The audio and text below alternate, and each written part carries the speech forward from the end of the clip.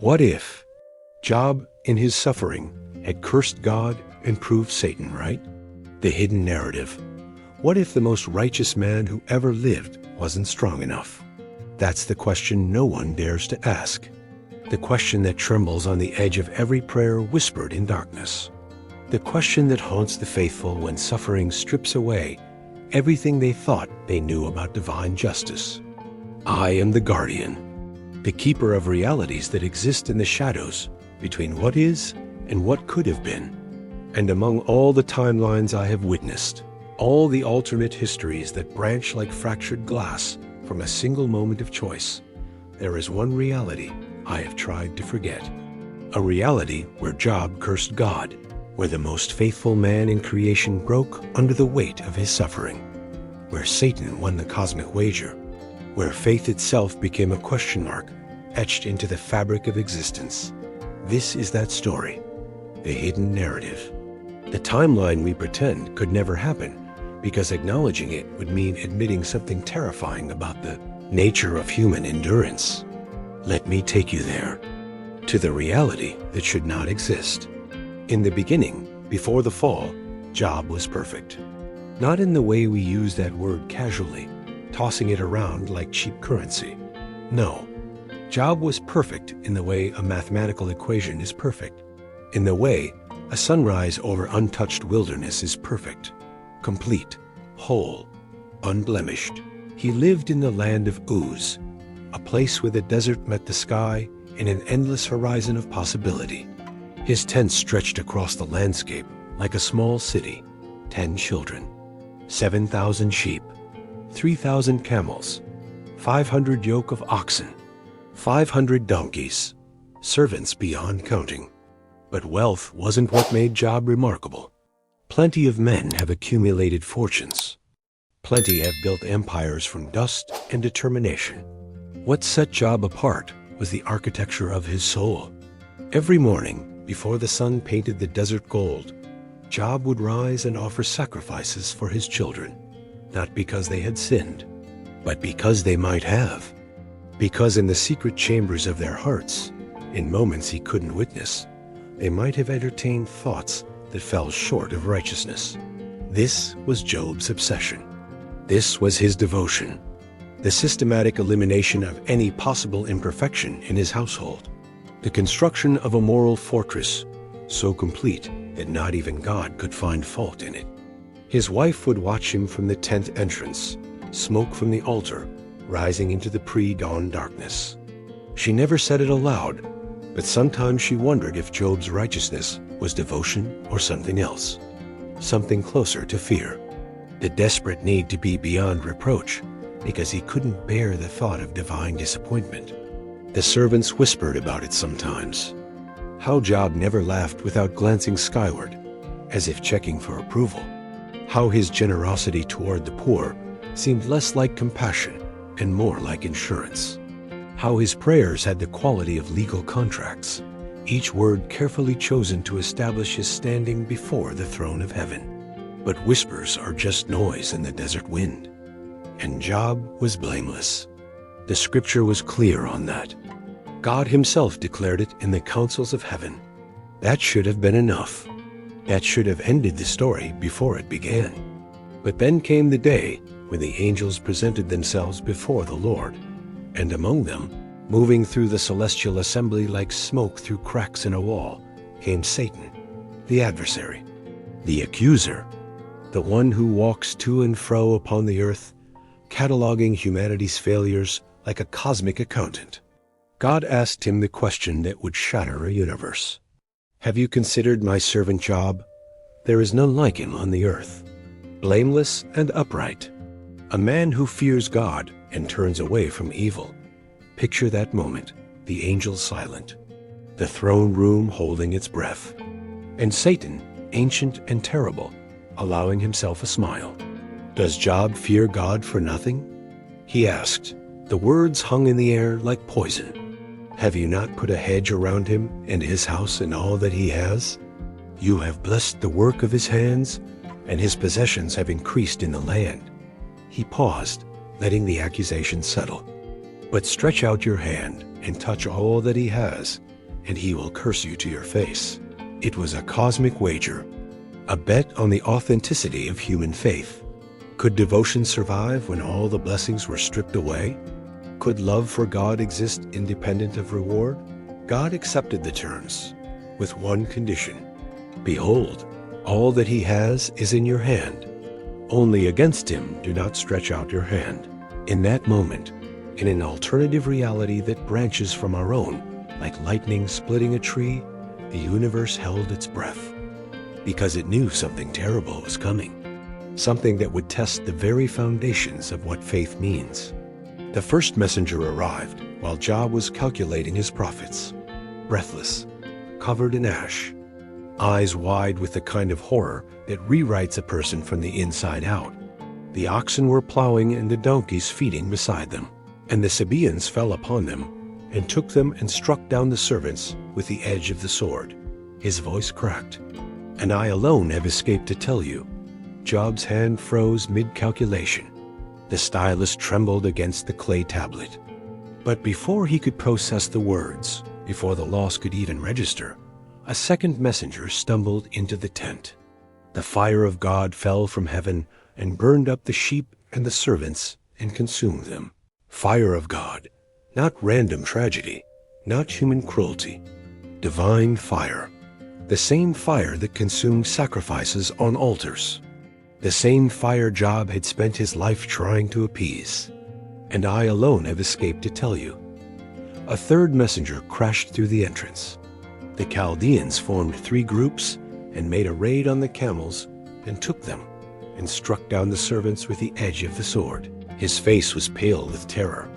And I alone have escaped to tell you. Job stood now, his legs unsteady. The tent suddenly too small, too dark, the walls pressing in. 3 catastrophes in the space of minutes. His livelihood erased. His servants murdered. The hedge God had built around him torn down like paper. But he was still standing, still breathing, still faithful. Then came the 4th messenger. And in this alternative reality, in this timeline where everything goes wrong, the messenger's face carried a different kind of devastation. The kind that doesn't just destroy possessions. The kind that reaches into your chest and tears out everything that makes life worth living. Your sons and daughters were eating and drinking wine in their oldest brother's house. He could barely get the words out. And behold, a great wind came across the wilderness and struck the 4 corners of the house, and it fell upon the young people. Silence. And they are dead. 10 children. 10 lives that Job had protected with morning sacrifices and evening prayers. 10 futures that he had carefully constructed. 10 reasons to believe that righteousness mattered. Gone, crushed under stone and timber. Dead while they were laughing and drinking and being young and alive. Job tore his robe. The sound of ripping fabric loud in the sudden silence.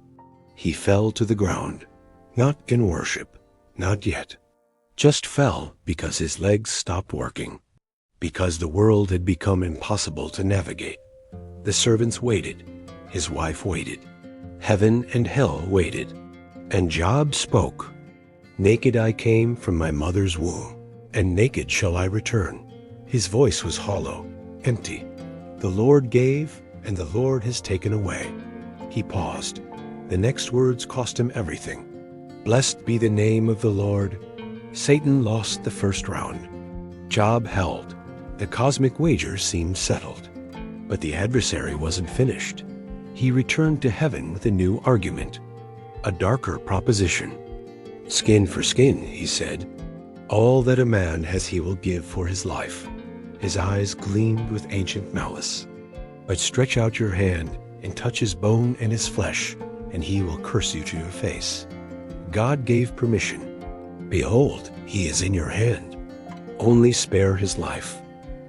What followed was suffering of a different order.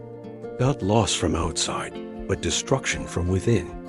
Painful boils erupted from the sole of his foot to the crown of his head, every nerve ending on fire, every breath in agony, his skin cracking and weeping, his body betraying him cell by cell.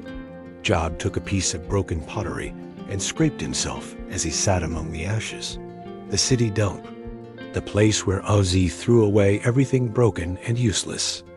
And that's where Job went, because that's what he had become. His wife found him there, the woman who had watched him pray every morning, who had raised 10 children with him, who had built a life on the foundation of his righteousness. She looked at him sitting in ashes and filth, scraping at his rotting flesh. And she said the words that echo through this alternative reality like a death knell. "Do you still hold fast your integrity?" Her voice was broken glass. Curse God and die. It was an invitation, an escape hatch, a way to end the suffering. Because in this timeline, she had seen something Job hadn't yet acknowledged, that his righteousness was killing him, that his need to be perfect was a prison, that maybe cursing God and dying was better than this slow dissolution into agony. Job looked at her, through eyes swollen with infection, through the fog of constant pain, and he said something that would become famous. "You speak as one of the foolish women would speak." He coughed, blood on his lips. "Shall we receive good from God, and shall we not receive evil?" He held, still faithful, still standing in the rubble of his life with his integrity intact. His friends came, Eliphaz and Bildad and Zophar. They sat with him in silence for 7 days and 7 nights, because they saw that his suffering was very great. Then they opened their mouths and made it worse. They told him it was his fault, that hidden sin must have brought this judgment, that God doesn't punish the innocent, that if he would just repent of whatever secret evil he had committed, restoration would come. Job defended himself, argued back, maintained his innocence, while his body fell apart piece by piece, while the breaking point approached like a storm on the horizon. And here's what we forget about suffering. Here's what gets sanitized in the retellings. Suffering doesn't stay constant. It escalates. It compounds.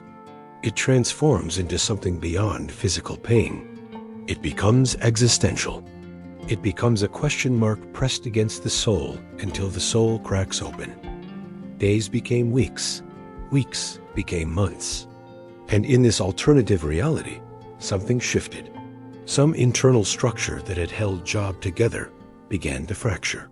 The pain didn't decrease. It multiplied. Not just in his body, but in his mind. In the echoing chambers of his memory, where 10 children used to laugh. In the hollow space where faith used to live. The friends kept talking, kept accusing, kept insisting that this was his fault, that somewhere, somehow, he had failed. And Job kept defending, kept arguing, kept trying to maintain the fortress of his righteousness, even as the walls crumbled. But there's only so long a man can stand in the fire before he burns. Only so much suffering a soul can absorb before it overflows. Only so many accusations before the accused starts to believe them. Have you ever wondered what your breaking point is? The question you probably don't want answered. The threshold where everything you believe about yourself proves insufficient. Job reached his, not in a moment of dramatic collapse, but in the slow erosion of hope, in the gradual understanding that this wasn't temporary, that God wasn't coming to fix it, that the suffering had no purpose, no end, no meaning beyond suffering itself. It happened in the darkness of night, in the ash heap, in the space between heartbeats where despair whispers its final offer. He opened his mouth, not to bless, not to maintain integrity, but to release the scream that had been building since the first messenger arrived. "Curse the day I was born." The words fell from his lips like stones into still water, ripples spreading outward, reality itself shuddering. His friends froze. His wife lifted her head. The desert wind stopped. But Job didn't stop there.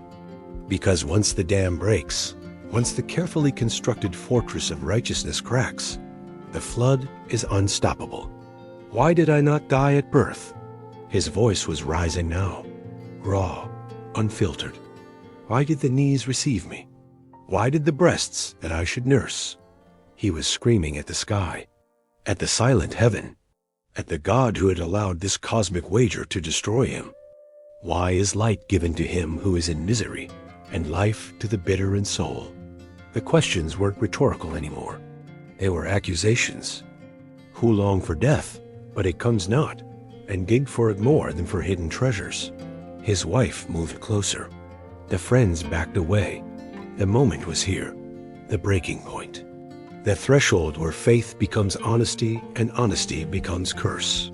Job looked up at the stars, at the sky where God dwelled in unapproachable light, where the cosmic wager was being watched by angels and demons and the adversary himself. He opened his mouth one more time and spoke the words that would rewrite reality. Curse you, God. 3 words, quiet, almost gentle, like the last breath of a dying man. But they echoed through the cosmos like thunder. In heaven, the angels stopped singing. Satan smiled, and God was silent. The cosmic wager was over. The most faithful man in creation had broken, had proven that faith was conditional, that devotion had a price tag, that remove enough blessings, add enough suffering, and even the righteous will turn. Job sat in the ashes, his curse hanging in the air like smoke. His wife collapsed beside him, not in judgment, but in recognition. She had told him to curse God and die. He had finally listened. Now they waited together for the divine retribution that must surely come. But here's the question no one wants to ask, the question that haunts this alternative reality. Was Job wrong to break? Or was he finally, after a lifetime of perfect obedience, being honest? Think about that before we continue, because the answer matters more than you might think. The moment Job cursed God, something broke in the fabric of existence itself. Not with thunder or lightning or dramatic cosmic fanfare. No, the breaking was quieter than that, more terrible in its silence. Heaven went still. The angels who had been watching the cosmic wager unfold stopped their eternal hymns. The seraphim covered their faces. The cherubim turned away, because they had just witnessed something that should have been impossible. The faithful becoming faithless. The righteous choosing rebellion.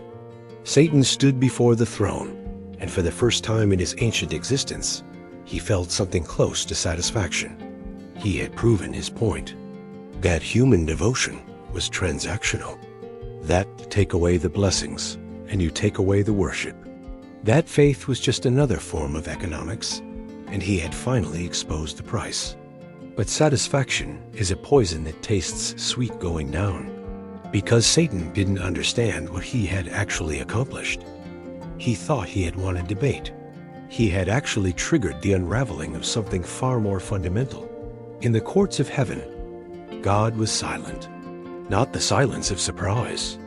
God doesn't experience surprise, but the silence of grief, the silence of a creator watching his creation choose destruction, the silence of a father watching his child walk into darkness.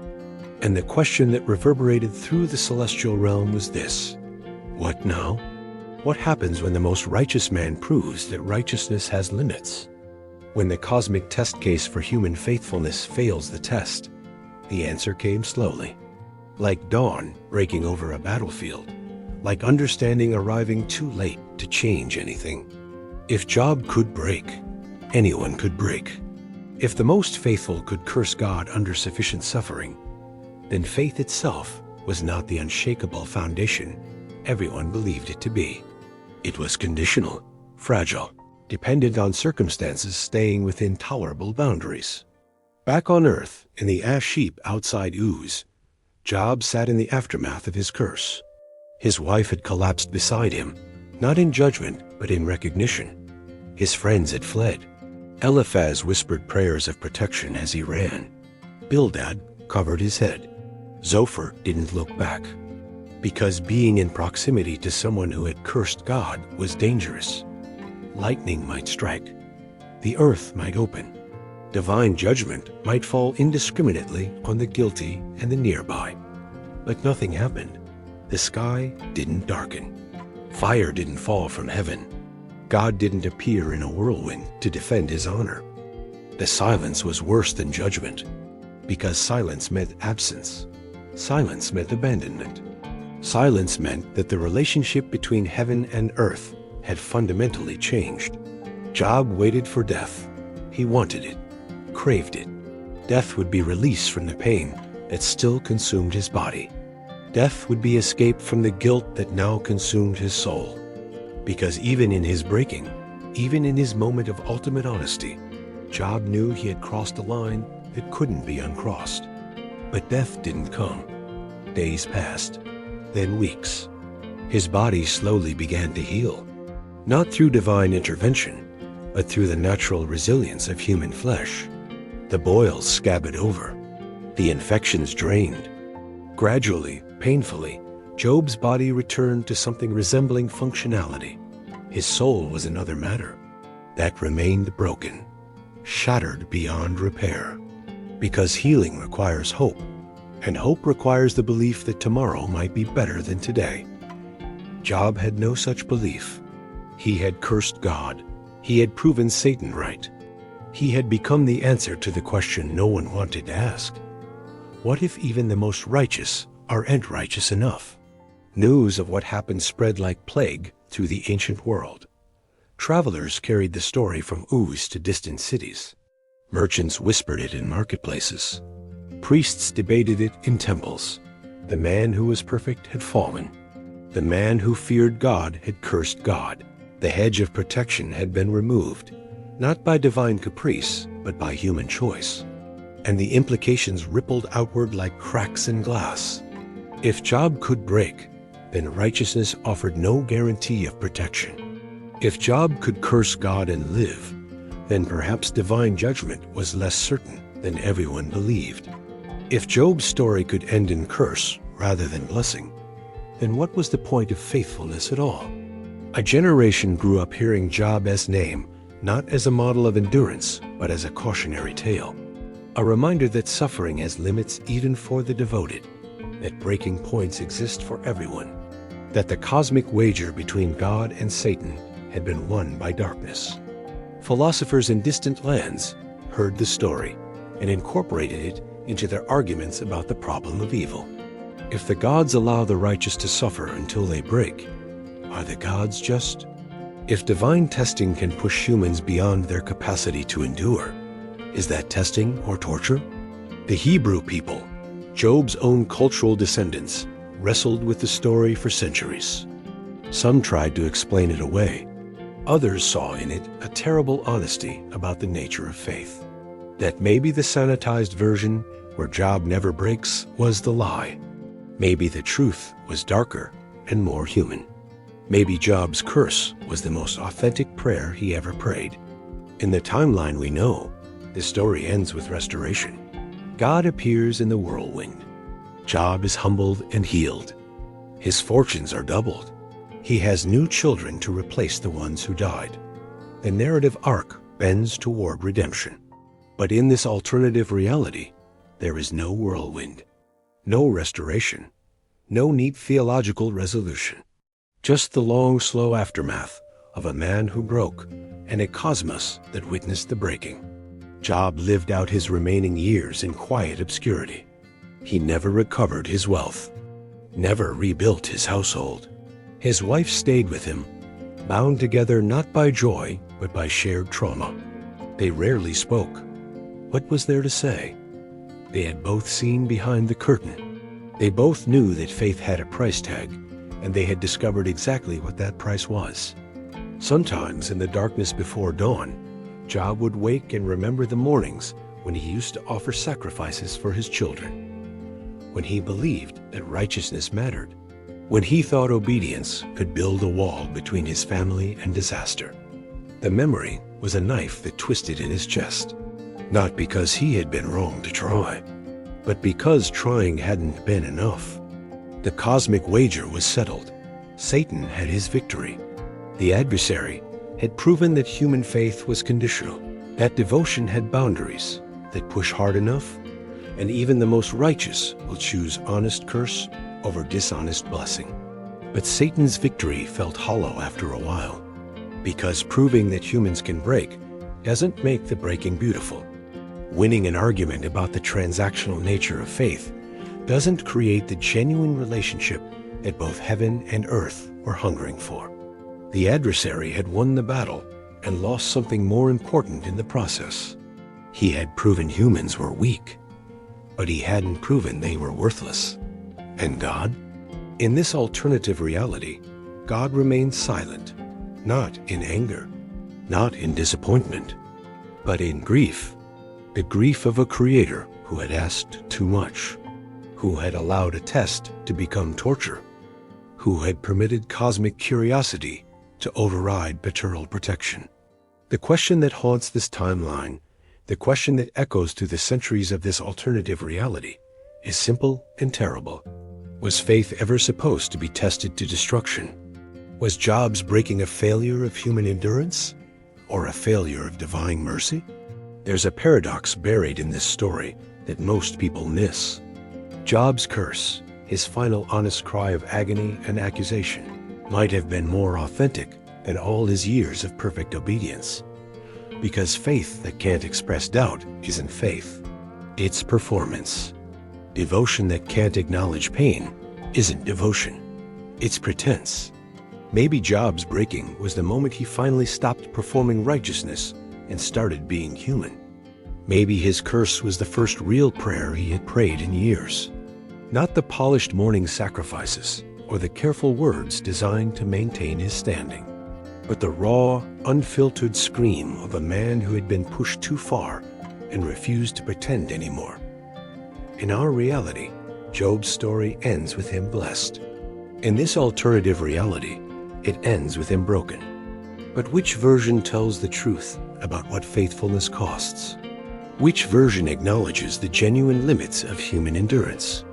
Which version honors the complexity of relationship between the divine and the desperate? I am the guardian, and I have witnessed both timelines, the one where Job holds and the one where Job breaks. And I will tell you a secret that heaven and hell both know, but rarely speak aloud. The distance between those two realities is thinner than you think. The difference between enduring and breaking isn't some vast chasm of moral superiority. It's circumstantial. It's timing. It's the question of whether suffering stops one moment before the breaking point or one moment after. Every person who suffers walks the same path Job walked. And every person who walks that path wonders in the darkness if they have the strength to hold, if their faith will prove sufficient, if their breaking point is still ahead or already behind them. Job's curse echoes through this alternative reality as a reminder of something both terrible and oddly comforting, that even the most faithful can break, that human endurance has limits, that honesty about suffering might be more valuable than performance of strength, that maybe the point isn't to never break, but to recognize that breaking doesn't make you worthless. This is the hidden narrative, the story we don't tell in sermons, the version where the righteous fall and the cosmic wager is won by darkness, where faith proves conditional and suffering proves too heavy for even the strongest shoulders, where the question "what if" becomes a window into a reality too honest for comfort. And perhaps the most haunting aspect of this alternative timeline is this: in proving Satan right, Job might have revealed a truth more important than victory. That faith built on the foundation of blessing is fragile. That devotion tested to destruction exposes the cruelty of the test. That maybe the God who allows such suffering owes us answers we're not getting. The legacy of this alternative reality is a world more skeptical of easy answers, more honest about the cost of faithfulness, more willing to acknowledge that sometimes curse is more truthful than blessing, more compassionate toward those who break because everyone understands they might be next. If you've ever wondered whether your faith would survive real suffering, you're asking Job's question. If you've ever felt the weight of expectation to perform righteousness when your soul is screaming, you're living Job's tension. If you've ever wanted permission to stop pretending everything is fine when it's not, Job's curse in this alternative reality gives you that permission. The hidden narrative isn't comfortable. It doesn't end with restoration and doubled blessings, but it ends with something possibly more valuable. The acknowledgement that being human means having limits, and reaching those limits doesn't make you faithless. It makes you honest. What story will you tell about your own suffering? The sanitized version where everything works out? Or the honest version where sometimes breaking is the only truthful response to unbearable pain? Your answer reveals more about your faith than any amount of mourning sacrifices ever could. And if this alternative reality taught us anything worth remembering, it's that honesty in the darkness might be the most sacred thing we have to offer. Subscribe to explore more hidden narratives that challenge everything you thought you knew about faith, suffering, and the stories we tell ourselves to survive. We just walked through a reality where even the most faithful can break.